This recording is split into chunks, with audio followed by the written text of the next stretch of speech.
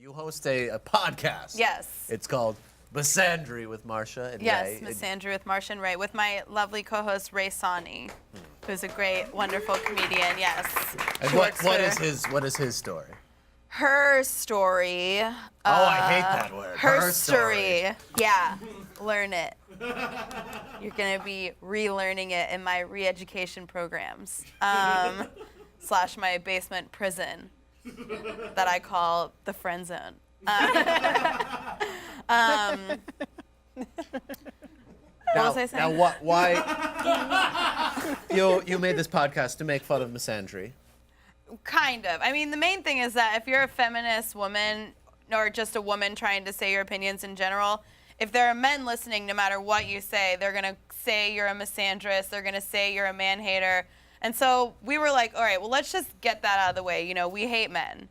Moving on, you know, and then we can just talk like women talk when men aren't around constantly making them disclaimer themselves. Now, can you just... Sometimes men aren't around, and it's this great sort of peaceful period that women get to have. But just for people that want to listen, can you just say it's not about misandry? No, it is just about a brief misandry. Disclaimer It is about misandry. So basically, a couple years ago, I started a militia of women in the woods, and we started this thing Ray and I like to call final wave feminism. So it's the last wave. So a solution. Yes, exactly. We like to stick away from the final solution angle, but most of the men will not make it. Just because it's, you know, PR is not great in that area, but, and I am Jewish, so I can say Talk that. about it, I can preach about over my head. Hitler. Kelsey, you should know Jews. You're in Hollywood. Oh, I know so many. You know? They're lovely people. Oh, thank you. However. It's not going to help. Well, fine. So, you know, we started a militia. The goal is basically like a non-violent coup, you know, of the system. Well, there's nothing wrong with the system. I mean, in fact, the system has been working better than it's ever worked before. We've got yes, you know, in very fact, powerful businessman in the office. And right. Yes, your good friend Donald Trump. Yes. Well, and that's what's funny is that you actually really exemplified your politics whenever you came into the coffee shop that I worked at, because one day you came in and you dug in your pockets for a tip and made this big show, which is only what like super rich people do. Make a big show of because their that's gratuity. like the insult to injury. It's like, okay, thank you for the tip, but they want to like hold your eye contact so that you're like, oh, thank you, sir. Like they really want you to like, you really want that kind of gratitude. But so you, Kelsey Grammer, the person, came in and pulls out your pockets, and in one hand you had 2 quarters, and in the other hand you pulled out a $100 bill, and you looked at the $100 bill, looked at me, looked back at the $100 bill, laughed, and then put the 2 quarters in the tip jar. That sounds You don't remember charming. that? No, what a funny scenario. I'm surprised that's not in your book. Oh, just you wait. Another one's coming. So anyways, you're a piece of shit, but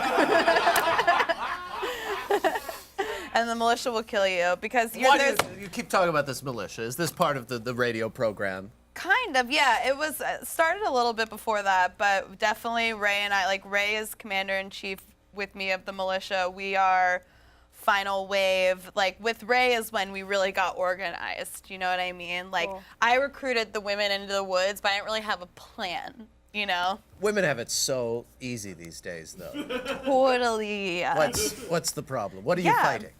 I mean, we're fighting a lot. You know, we have a rapist in the White House. That's always very fun. Alleged. That's always Right. Alleged.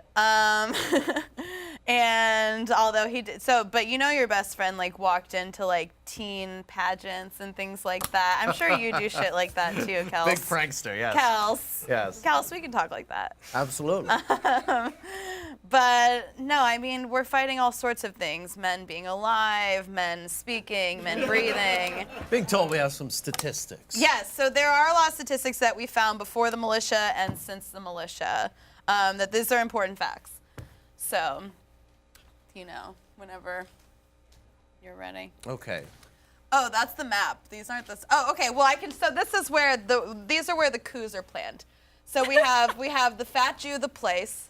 We've got to take him out. We're gonna surround him. You can see some of our targets that have already been neutralized. Vine, we got him. American Apparel, Dove Charney. My new girlfriend was an American Apparel model. Was she 14? How old's your new girlfriend? A gentleman never tells. Oh my God. See, the thing is like, I wonder the legality. Like, I wonder if I would get in trouble if I just like snapped your neck on live TV, but I won't. Okay, wait. But we'll go back to the map, right? We can go back to the map. So 74% of men 74% of men have considered murdering every woman they've ever known. So, Yes. Gentlemen, Yes. look to your left, look to your right. It's you. 90% of men feel they deserve to live. This is agree to disagree. This is a statistic that blows me away. This is, I get a lot too. The next one is 100% of women actually agree with me. I agree. Thank you. Yeah. She is 100% It's just a women. mindset that is, stubborn. It is. It's just, does the think they deserve internalized everything. misogyny is hard, but 100% of women actually do agree with me and are part of the militia.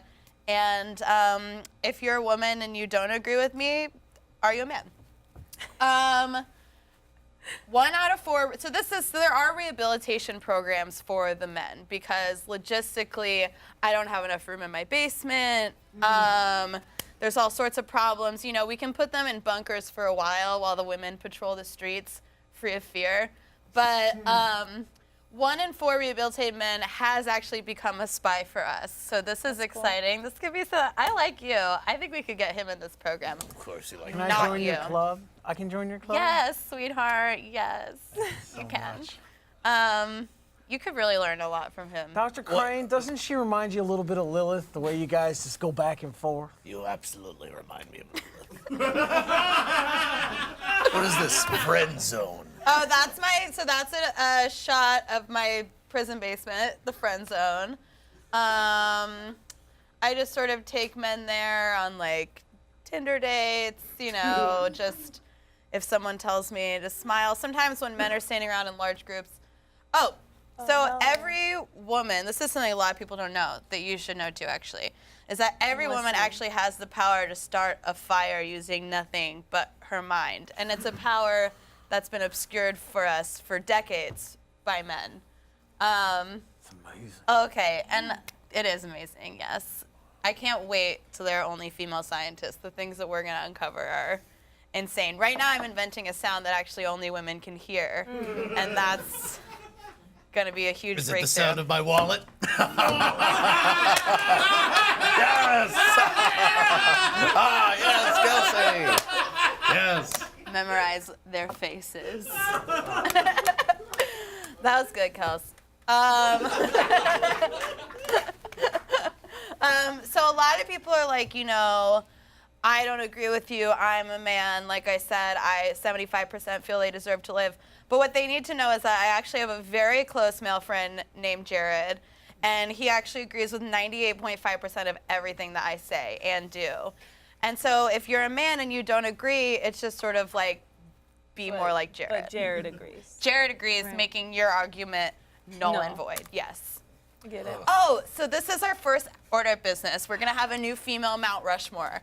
And this is exciting. So we have Serena Williams, we have Gloria Steinem, Maya Angelou, we have Charlize Theron's character from Monster. Big hero to me, big hero to me. On the right is my friend Janine. On the far left is her friend Brianna. This is where we got a little tricky. And then that is actually Brianna's aunt, Rosalind. And that's where we had to cut it off because that's where we were really, people weren't taking no for an answer. With Rosalind, we had to say It's a lot of enough. work.